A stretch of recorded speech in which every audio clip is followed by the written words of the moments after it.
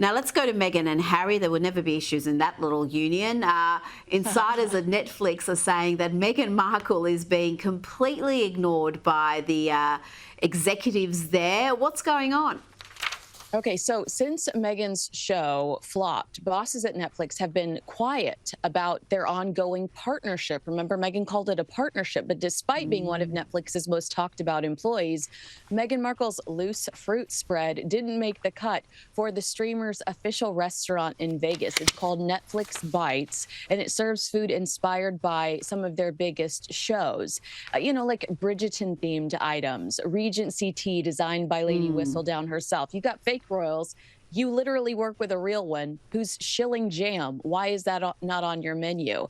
And apparently it's just that Netflix is exhausted with this woman and they're over it.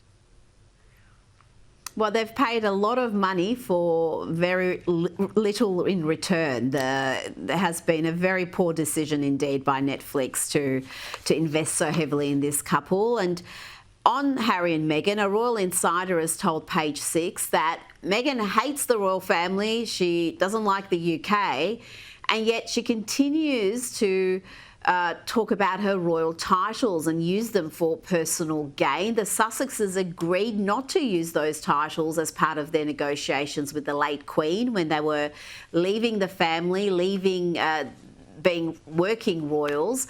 Are they flouting that agreement that they struck with the Queen? They absolutely are. I mean, in the last few weeks, I think you and I have discussed her posting the message from Ukraine where they address her as HRH. Now we're seeing her sending gift baskets with her HRH title. In this article, it's actually hilarious because they list off the other things you're allowed to call her if you're in her presence. HRH, Princess Meghan, Duchess Meghan, and the Duchess of Sussex are her preferred titles. But you know what? When you have a reputation built on sand, you gotta milk the royal family for all you got.